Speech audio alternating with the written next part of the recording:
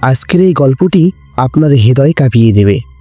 একটি রাত, একটি কবরস্থান। একজন দুনিয়ামুখী যুবক আর এক ভয়াবহ অভিজ্ঞতা যা বদলে দিয়েছিল তার জীবন। বন্ধুরা, শুরু করছি আজকের গল্প, কবরের আযাব, এক যুবকের ভয়ানক রাত।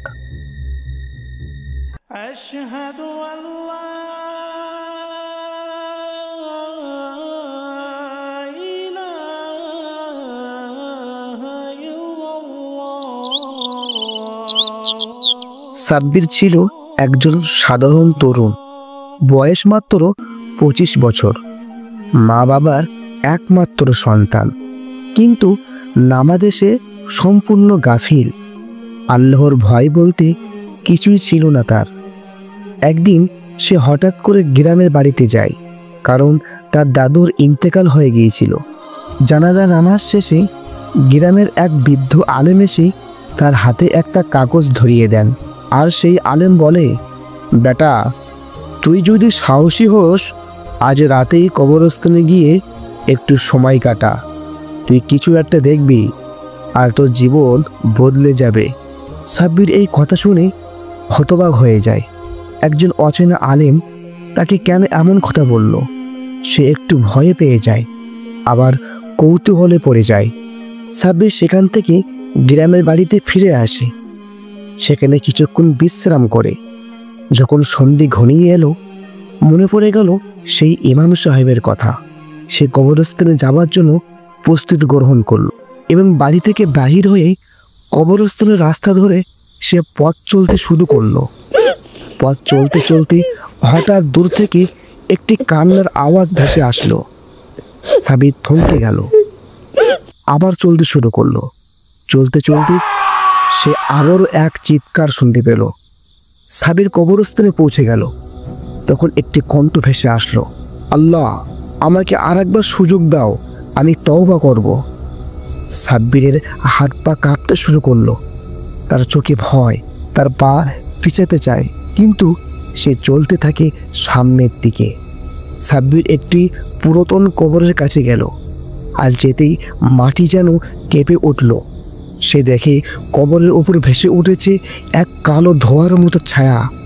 একটি কণ্ঠ বলে উঠল, আমার নাম ছিল মাহমুদ। দুনিয়াতে অনেক ধন সম্পদের মালিক ছিলাম আমি, কিন্তু নামাজের সময় পাবজি খেলতাম, আর আজান হলে হেডফোন লাগিয়ে গান শুনতাম। আর আজ সেই কানে আগুন ঢালা হয়।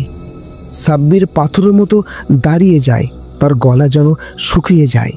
সাব্বির সেখান থেকে আরও একটু সামনের দিকে যেতে লাগলো, আর একটি কবরের পাশে দাঁড়ালো। সেখান থেকে এক ভয়ানক কান্নার আওয়াজ, একটি চিৎকার ভেসে আসে, আর একটি কণ্ঠ বলে উঠল, আমি ছিলাম ব্যবসায়ী, লোভে পড়ে মাপে কম দিতাম, কসম করে মিথ্যা কথা বলতাম।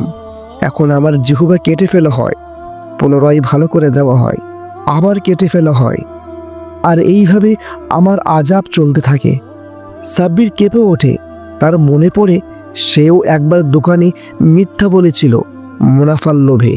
সাব্বির সেখান থেকে একটু সামনের দিকে গেল।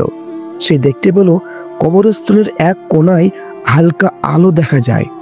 একটি ছোট কবর, আর শান্ত একটি স্বরে কণ্ঠ ভেসে আসলো, আমি মুবারক, আমি গরিব ছিলাম, কিন্তু নামাজ পড়তাম, কোনোদিন হারাম খাবার মুখে তুলিনি। আজ আল্লাহ আমাকে শান্তি দিয়েছেন। সাব্বির এই কথা শুনে কেঁদে ফেলে। তার চোখ দিয়ে অশ্রু গড়িয়ে পড়ে। সাব্বির দৌড়ে পালাতে চায়, কিন্তু যেন কবরস্থানের বাইরে বের হওয়া যাচ্ছে না। আকাশ কালো হয়ে যায়, তার গলা শুকিয়ে আসে।